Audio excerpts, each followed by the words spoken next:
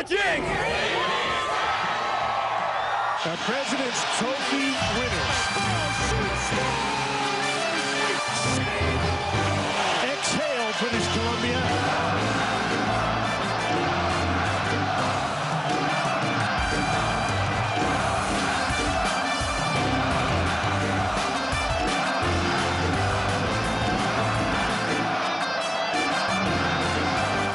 You're watching Seeking Stanley, powered by BC Hydro Power Smart. Let's be smart with our power. Hey everybody, welcome to the CBC Vancouver studios for this Stanley Cup Final Game 3 edition of Seeking Stanley, powered by BC Hydro. I'm Jody Vance. Over the next 60 minutes or so, 45 counted, we'll bring you every shred of Canucks post-game material we can get our hands on. Reaction from the Bruins, of course. Karin will join us for a few minutes and break this game down. Of course, we will go back to Boston, to TD Garden, where, as I speak, Shane Foxman is working like a madman gathering tape for you. But first, just to be sure everyone has the story of this game, highlights from Game 3 of the Stanley Cup Final in Boston, Massachusetts. It's quite the sports town, and just 30 seconds in, the Bruins are all over Roberto Luongo, Patrice Bergeron from close range, but Luongo makes the stop. Then a scary moment for fans on both sides. A big late hit from Aaron Rome at the blue line, absolutely flattening Nathan Horton. Rome was given the gate. His target, well, he tried to get up. Horton tried, but trainers and team doctors were having none of it. 5-minute interference major for the ejected Rome. The stretcher, it came out. The good news is Horton was moving his arms and legs. We'll give you an update soon. 5-minute kill for the Canucks. Roberto Luongo certainly came up big for his team early on. We were thinking game savers, even at just the midway point of the first period, given the low-scoring nature of this series to this point. Scoreless, stays that way. The Canucks with an early boost very late in the first. Check out this unreal move by Mason Raymond for the Canucks' best chance, and the even more impressive pair of saves made by Tim Thomas. Point blank. Big hits all over the ice tonight. Everyone finishing their checks. The Stanley Cup final pace is set. Fast and physical, and yet still no score after the opening 20. Second period sure didn't take long for Boston to find pay dirt in the second. Off the opening faceoff, Alex Edler's stick explodes. Bruins pounce. Just 11 seconds equaled bliss in Game 2's overtime for the Canucks. 11 seconds is painful for the Canucks in this second period of Game 3. Rich Peverley makes it 1-0. Home team. Jeff Tambellini called for hooking in the ensuing power play. Just 20 seconds left in the man advantage. Brian Kessler with the own goal. Credit Recchi for the first 2 games. It was the Canucks getting the bounces this evening. No question to this point where the puck luck was. It's 2-zip Boston. The Canucks 0 for 2 on the power play at this point, but not 0 for on the chances at even strength. Tim Thomas gets credit for keeping Vancouver at bay. Big chances for Raffi Torres. It's still 2-0 Bruins with Milan Lucic in the box. The Canucks go to work on the power play, trying to end the drought, but it's Brad Marchand with his sights on the shorthanded marker, and he finds pay dirt over a sprawled out Luongo. Boston's momentum building in this Game 3 of the Stanley Cup Final. It's 3-0 Bees. Late in the period, just over 4 minutes to play. Bruins owning the puck. Michael Ryder with a shot. Luongo, big rebound, and Krejci goes top shelf to make it 4-0 Bruins. And Krejci now leads the NHL in playoff goals with 11. Bruins are fired up. Danny Boychuk with a big stick to the face of Victor Oreskovich means a 4-minute major for the Canucks, in which is 2:20 left in the period. An opportunity, right? There were chances, but once again, Tim Thomas is the difference. Shots 28-21 for the Canucks when we head to the third period. Thomas decides, well, he's done everything else, so why not throw a hit into the mix? Henrik Sedin will be the highlight of the night for every sports network across North America, for sure. The blood continues to boil in this one. It actually got very fiery. And Fingergate, on the other hand, this time, as the Bruins are trying to goad the Canucks. And this starts the parade to the dressing room. When it's all in the books, Canucks do get their 8th power play of the game. But the Bruins, well, they seem to like the PK right now as they get their second shorthanded goal of the game, and Roberto Luongo has let in 5 on the night to this point. Credit Daniel Paille. There have been 123 penalty minutes in this game to this point, but the only number that matters is the one that sees the Bruins feasting 5-0. And do the Canucks roll over? No, they don't. Who's the spark plug? Yannick Hansen, with a bit of help from his friends Torres and Lapierre. Most notably here, the shutout erased, but unfortunately for Canuck fans, things don't begin to roll for Vancouver. Au contraire, it gets much, much worse. First, Mark Recchi gets his second of the game. Then Chris Kelly scores just 27 seconds later. It's 7-1, and no, it's not over. 31 seconds to go. Michael Ryder again. It's 8-1. Boston, 3 goals in 1 minute, 50 seconds on Luongo in the party. And this time, well, it's in Boston. So here are the Stanley Cup final Game 3 numbers. The good news in Beantown, the win and a chance to get back into the series. The silver lining, perhaps, for Vancouver fans is we do have a Game 5 here in town guaranteed. Obviously, the goal for the Canucks is to eliminate the opportunity for the Bees to have a Game 6 in Boston. The update on Nathan Horton is he is alert, but expected to remain overnight in Mass General for observation. Let's head over now to talk to our Karin Larson. You always have the stories of the game for us. Oh, my goodness. Yes, my partner in crime. She's always here with the story of the game, and tonight you have so many to cover. Let's just start somewhere. Where should we begin? Well, let's start with the scoreboard, because if Boston had scored another goal, we would have to have a second page. There just wasn't enough room to get them all in there tonight. And Jody, you said it, Tim Thomas will be the highlight of the night. Maybe not the saves he made, but the hit he threw, absolutely out of this world. Never seen anything quite like it. And let's talk a little bit more about Tim Thomas, because, you know, the Canuck fans got a lesson why this guy set a record for having the best goals against average ever in the NHL in the regular season, and why he's the front runner for the Vezina. He said after Game 2, I have a pretty good idea how to play goalie. He's saying this to his critics. I'm not going to start taking suggestions or advice at this time. I'm going to keep playing the way I have. And he did exactly that. Hard to question him after tonight. Yes, the terribly talented Tim Thomas and his band, a beautiful bumblebee-colored men, with apologies to Andrew Barber there, was absolutely spectacular. 1 goal allowed on 41 shots, and of course the 1 hit. You know, he looks vulnerable when he plays that, you know, throw my body here, throw my body there style, and that's what he was being criticized for, because he went out to stop Burrows on that overtime goal and then tripped up and couldn't get back for the wraparound. But you know what, when he's on his game like he was tonight, it is just a wonder to behold. It is. And I think he's put the fear in the heart of Canucks Nation out there. I'm feeling a little bruised. We grew up here, so you and I kind of consider ourselves in that mix. Wow, what's going to happen now in Game 4? How are the Canucks going to respond? How is Roberto Luongo going to respond after being left in there for all those goals, all 8 goals? Especially so late in the game. It was one of those things where people started to question. They'd start to go to shots of Schneider on the bench. Do you pull him? We're going to hear from the coaches. Thank you, Karin. We'll check back in with you. So much more to cover off. But we do want to hear from the winning coach tonight. Claude Julien is at the podium. Let's head down to the rink now and hear what the coach has to say. Like things maybe weren't going to go your way. Did you say anything between periods, or what happened between periods, to just totally take control of this game?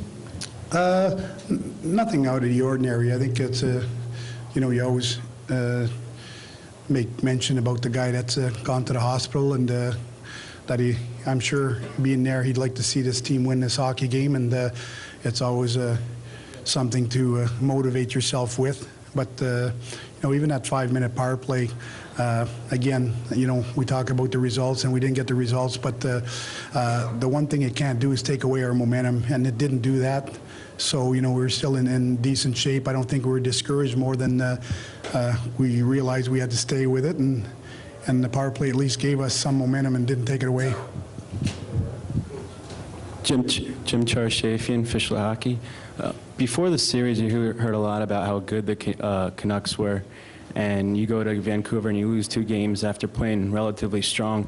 How nice is it to beat this team the way you did, and how important is it mentally? Well, what I would say to you is that in the playoffs, we've mentioned that throughout the whole playoffs since day one, is that whether you lose a game in overtime or you lose a game 10-0, it's only a loss in the loss column. And so, you know, we won by a big score tonight, but it's only a win, and we're still down 2-1, and that's the way I've approached it, and that's the way I've seen it. What's maybe encouraging is that we had our issues at scoring on Luongo, and tonight, you know, we managed to find a way to score a lot of goals on him. So certainly good confidence-wise. I don't think it's any reason for us to think that all of a sudden things have turned around. We expect a tough game next game, and I'm sure they're going to want to rebound back the way we did from those 2 tough losses. Coach, Riaz Meji from City TV. How do you feel about Milan Lucic's actions with Alex Burrows tonight? You guys were in control of the game, and he was getting in Burrows' face, given the whole biting incident. Yeah, well, I'll tell you what. I said this morning that I wouldn't accept it on our team, and it happened a couple of times tonight, and they've been told that I don't want any of that stuff. And, you know, like I said, you got to live by your words. And it was disappointing for me to see that happen after what I said this morning. But part of it is my fault for not bringing it up to the guys. And they did it. Emotions got the better of them. And I'm going to stand here and say I'm not accepting it. And the guys have been told, and I don't want that stuff in our game. I think we got to be better than that. And, you know, emotions are running high. It was a very physical game. There was a lot of stuff going on, and you can live with that kind of stuff. But the other stuff, as you mentioned, I don't want to see. Claude Dan Hickling, the Providence Journal. Was it your sense that the Rome hit on Horton was a dirty hit in any way? And between the first and second period, was there any sense in the room of maybe rallying or winning this one for Horty or any such thing like that? Well, there always is when a guy goes down the way he did, you know, and I'm sure the guys were in there, and I know we talked about it, and the fact that Horty's, you know, at the hospital right now, probably, you know, obviously hoping that we win the game, but more than anything else, you know, we were concerned about his, you know, welfare, and you know, hopefully it's not too bad. I know that I've got the same things that you guys got, that he's moving, obviously moving around, but that's all that I've been told, and I don't have any more to share with you guys. But, you know, looking back at the hit, you know, you said, was it a dirty hit? I think what I would call it is it was a blindside hit that we've talked about taking out of the game. You know, he made the pass, it was late, and, you know, he came from the blind side, and, you know, whether it's through the motion of the hit, it appeared that he left his feet a little bit. So, you know, again, that's my view on it, and I'm not going to comment more than that than to say what I always say. Let the league take care of it.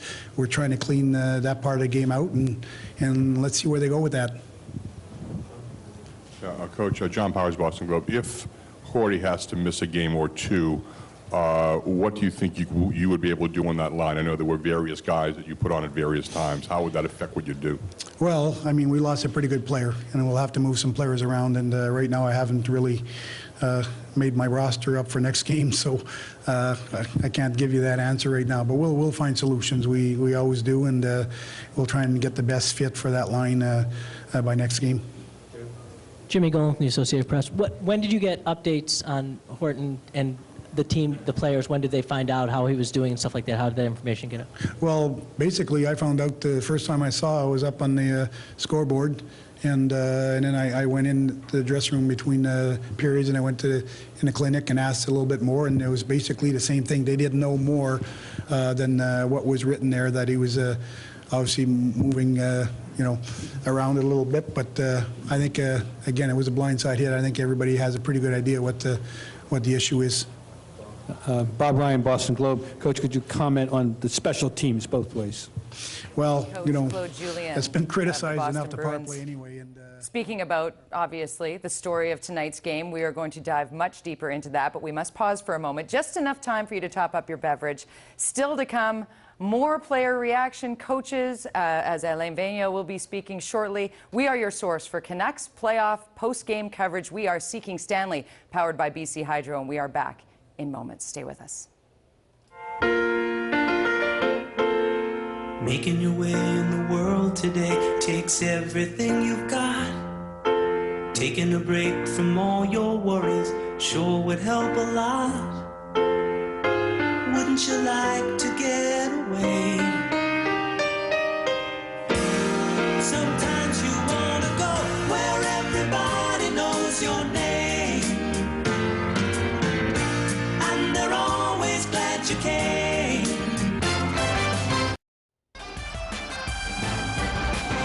Welcome back to Seeking Stanley, live from the CBC studios in Vancouver. I'm Jody Vance. Our post-game coverage of the Canucks Bruins Game 3 of the Stanley Cup Final continues now as we take you back to TD Garden, where Shane Foxman is standing by live. Shane?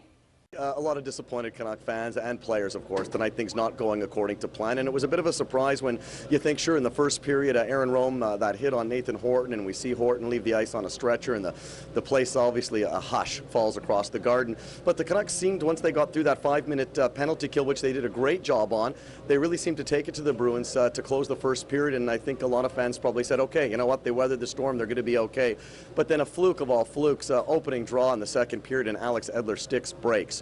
And at that point, you know, if that stick doesn't break, the puck's going the other way, but instead it leads to the first goal of the game, and it was all downhill after that. A number of things, as I'm sure you've talked about, Ryan Kessler kind of tipping one into his own net, and then that backbreaker, the Brad Marchand shorthanded goal, where he seemed to be the only guy on the ice skating on that shift. And the Canucks power play was you know, non-existent tonight, and they give up 2 shorthanded goals as well. So special teams not very special tonight. And after the game, of course, first guy we talked to is Daniel Sedin to get his thoughts on a very disappointing night. Yeah, I mean, they scored on their power play, so we need to step up and be better. I think we got some work to do, but we'll figure it out.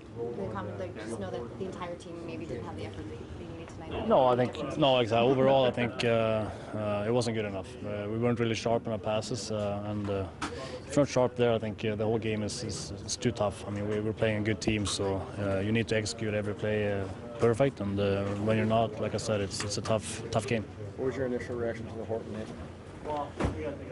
Well, I don't know. I think obviously it's kind of a late hit, but it's sad to see someone leave the ice like that. I think it's unfortunate, but Romer stepped up and took the hit, so I haven't seen enough to really say anything. You were actually back-checking on the play. Did you see Rome coming in? No, if he would have hit me, I wouldn't have seen him either. So obviously he made the pass out to Lucic, I think, and I think he was looking for that pass, and Romer stepped up. So. Yeah, I can't really comment on that. I don't want to say outwork, but our executor. I think, like I said, we didn't execute our game, and our passes weren't sharp enough. We didn't help our Ds out, and it's a tough game when you're not playing as a 5-man unit out there. Just someone not working, usually that's how it is, right? Yeah, absolutely. They score in their power play and they score shorthand, and you're not going to win games when they do that. So our power play needs to be a lot better and score some goals. Daniel, this is the first time that their defensemen were able to engage as much as they did. How much do you have to address that, and what do you need to correct to keep that from happening? Yeah, like I said, it's all about us. I think when we're not sharp like we usually are, we're an easy team to play against. I think we need to step up and just take charge. Everyone out there gotta want the puck, and today I think we were kind of hesitant and we wanted other guys to do it, so we need to take it up on ourselves to be better. If you have more wear-down shifts in the offensive zone, what does that feel like? What do you feel like you're accomplishing if you correct that? No, I think they're going to get tired. Right now they were in our zone a lot, and like I said, they got a lot of power plays. They score in the power play, they get some confidence, so overall, I think in every department we need to be better. Daniel, what about your power play? What do you have to change? Only 1 goal in the series, and tonight blank, 2 shorthanded goals. No, absolutely. It wasn't good enough, and we made some adjustments, I thought, halfway through, and we got better. We got a few chances, but still we need to bring that from the first power play on. It shouldn't have to take half a game to get that going. So, but it's the same thing there. We need to be sharper in our passes. Right now our breakouts is kind of off, and win face-offs. It's little things that usually helps out in the end. How did the injury affect your team? Yeah, you got to ask the what do you your team. I mean, was there just what happened on Horton? On Horton, yeah. Yeah, I mean, Romer had to leave the game, so obviously 5 defensemen, and the way we played tonight too, I think it was even tougher on the defensemen because we didn't help them out enough. So overall, I think it obviously hurt us. Yeah, and I think a lot of people are going to tie the result into that hit. Did you sense they got a push from it? I think we played, first period I thought we played pretty good. We held them to not a whole lot of shots, and I think they got a lucky break early in the second, and then we couldn't really make a push. I think they got some easy goals, and from there on, the game is over. As a player, do you have an opinion of the hit? I was back-checking at the time, and I saw him pass it to Lucic, and he was kind of looking at the pass. Romer steps up, so obviously it's kind of a late hit, but it's sad to see a guy leave the rink like that, that's for sure. It seemed like the took a turn for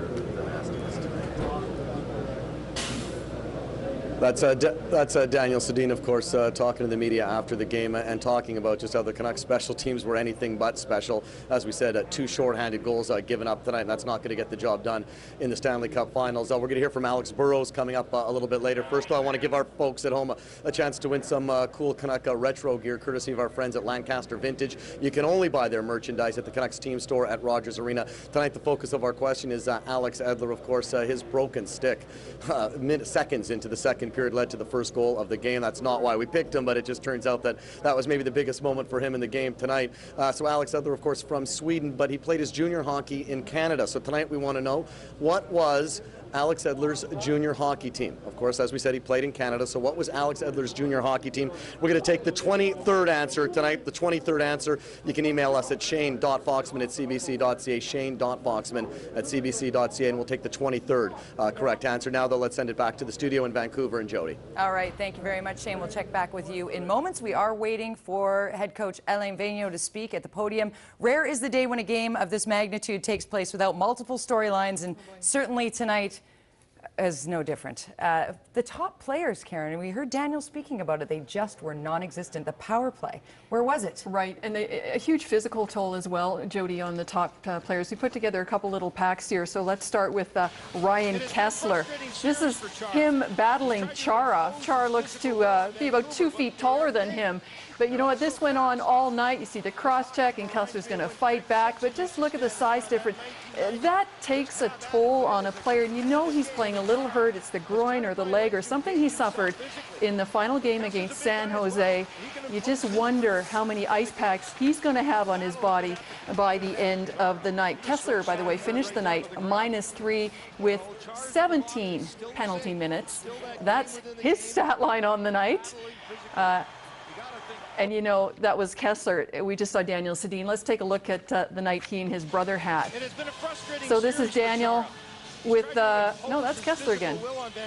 Oops. They are big, and they're also fast. Wrong Viz is right, yeah. We were hoping to show you Daniel and Henrik. Of course, Henrik gets hammered by Tim Thomas, and then when you're getting Daniel taken by out, Ferentz, getting taken out absolutely for sure.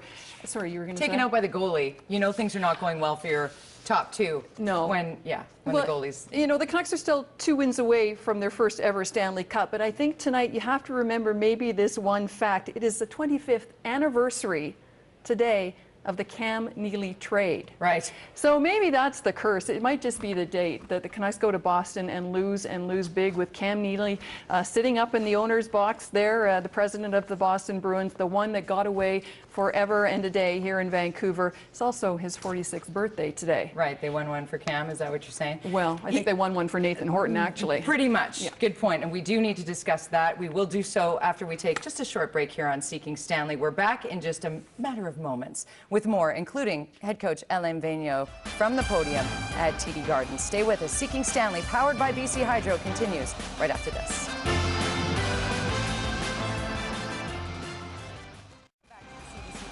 Studios, everyone. I'm Jody Vance. Plenty to cover from TD Garden in Boston. Podium's been very busy. We'll get to that in just a moment. But first, we want to head back to Shane Foxman and talk about the Aaron Rome hit on Nathan Horton. Do we have an update on Horton?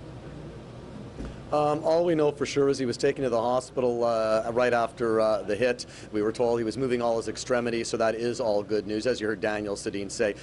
Regardless of what color jersey you wear, no one wants to see anybody taken off the ice in a stretcher. But this is not the end of this story. You can be pretty sure that Aaron Rome will be suspended tomorrow. Who knows for how long and what the discipline will be, but I think that's a good bet. You know, I haven't seen the hit up close. I've seen a couple of replays, not at the best angle, but there's no doubt it was a blindside hit. Nathan Horton admiring his pass, and Aaron Rome dropped his shoulder. Now, I don't know if it was his shoulder that hit his head or it was Nathan Horton's head that hit the ice, but regardless of a blindside shot, and you can bet that Aaron Rome will be suspended, and he's probably going to take over the top spot on the, I guess, the most hated list here in Boston, replacing Alex Burrows, who coming into the game, all the talk was about Alex Burrows. Of course, the finger incident with Patrice Bergeron in Game 1, and then he plays the hero in Game 2. 2 goals and a helper, including that crazy overtime winner 11 seconds in. Definitely a target of the Bruins and their fans tonight. Milan Lucic, as we saw in the third period, trying to put his fingers into Alex's mouth, just kind of antagonizing and taunting. And afterwards, we had a chance to talk to Alex Burrows about, I guess, really what went wrong tonight. Well, obviously, that's a game to forget. Obviously, we're still in good shape here, up 2-1.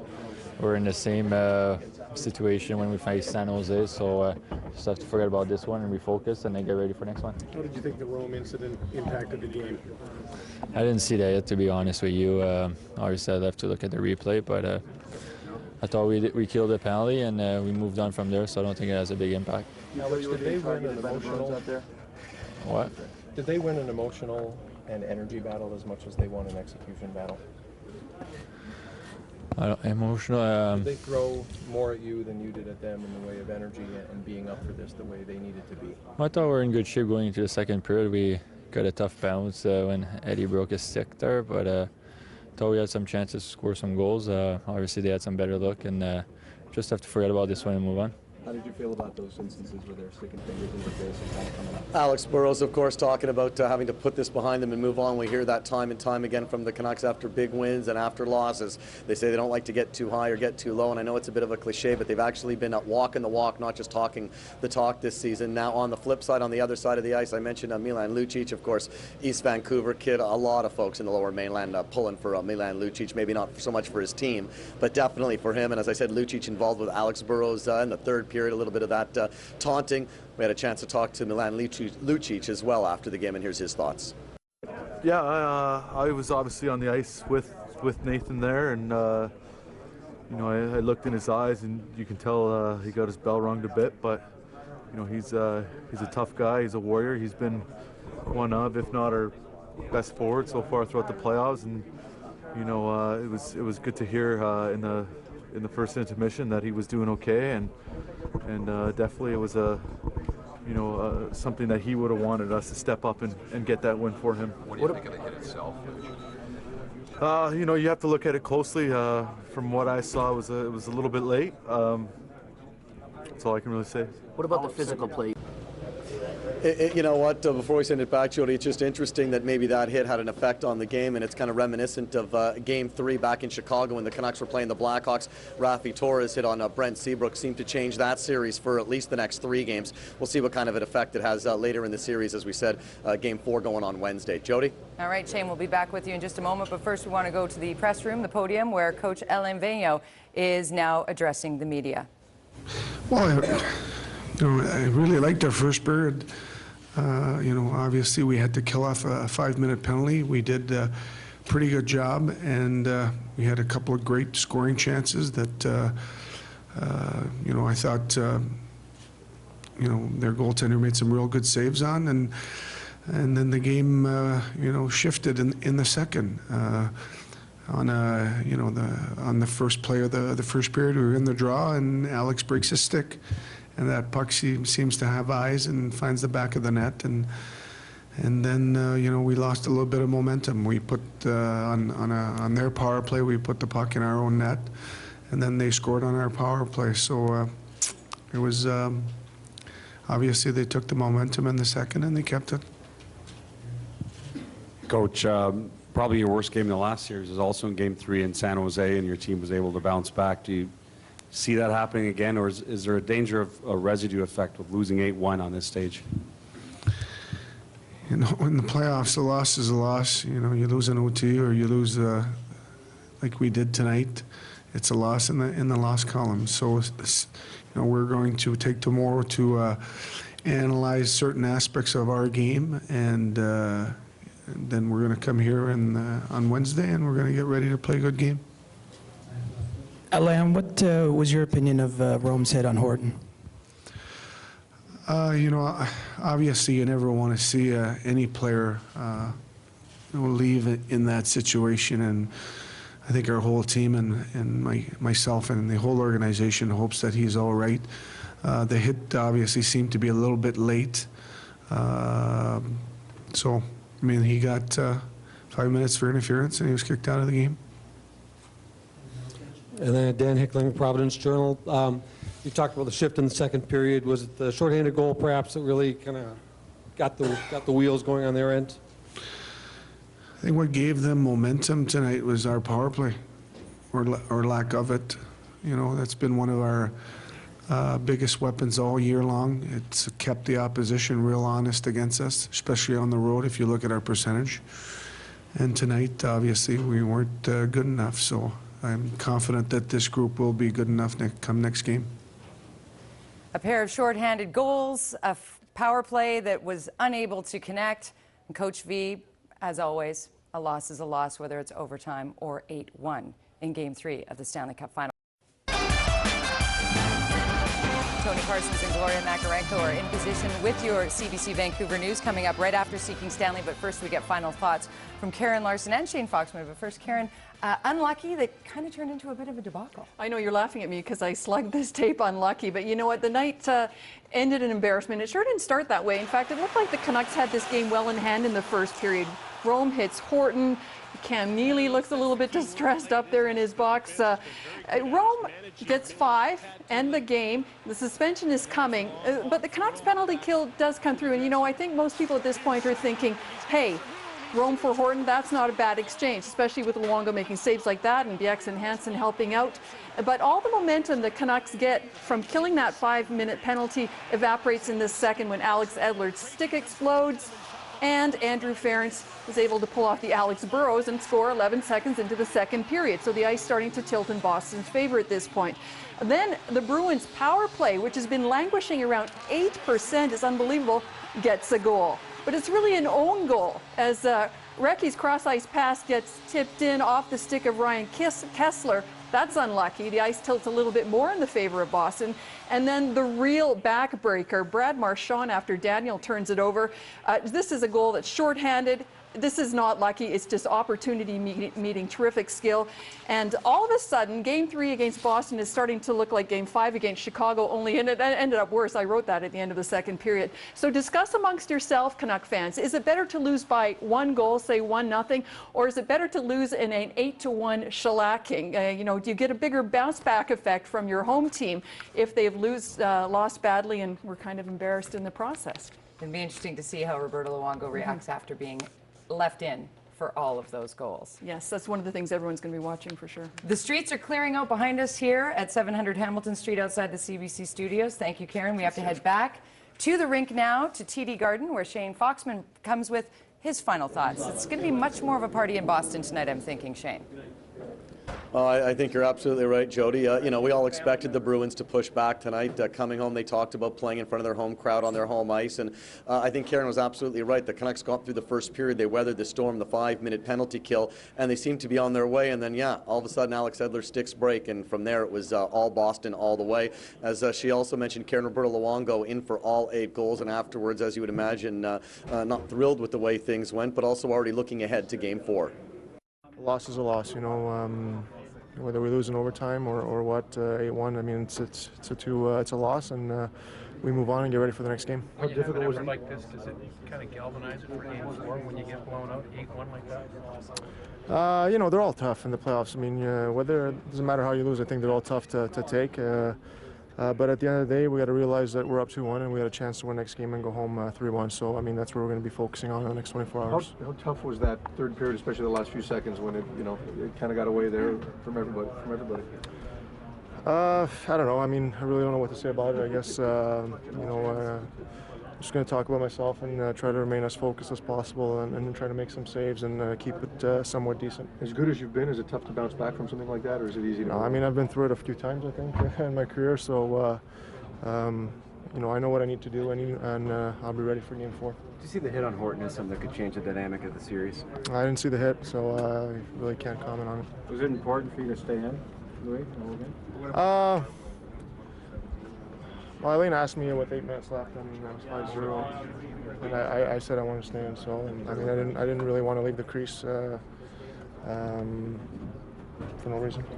Did you guys feel like you had the game pretty well the way you wanted it after the first period? You held them without a shot, I think, the last 10 minutes of the period. I mean, obviously we had to kill. We had a big kill early in the game, the 5 minutes, and we're 0-0 on the road. I mean, it was their first game back. I thought, you know, guys were pretty happy with that. But like I said before, I think they came out, got a couple lucky breaks off the hop, and that was all she wrote.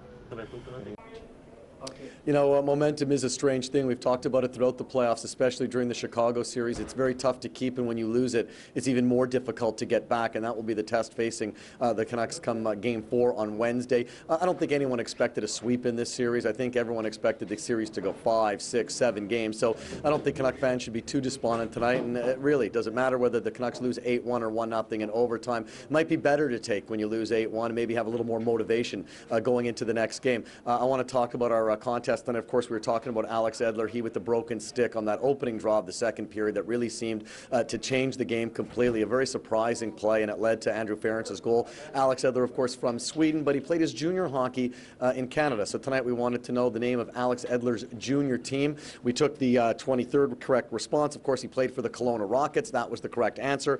And David Wallace is our winner tonight. David Wallace will win the cool prize pack from our friends at Lancaster Vintage. They make all the retro gear for the Canucks. You can only buy it at the Canucks team store at the Rogers Arena. So I think for now, Jody, all we're going to be wondering about is tomorrow morning, Aaron Rome. How long will the suspension be, and then what will Alain Vigneault do? Already without Dan Hamhuis, now without Aaron Rome. I guess Keith Ballard's finally going to get a chance to play in the Stanley Cup final. That would be where I would put my money, but who knows what the coach will decide. It would be a real shock if Chris Tanev chimed in and played in the Stanley Cup final. Maybe a little bit, but nothing gets by AV. You never know how he's going to how it's going to play out. Jody? Certainly keeps it interesting. Thanks very much, Shane.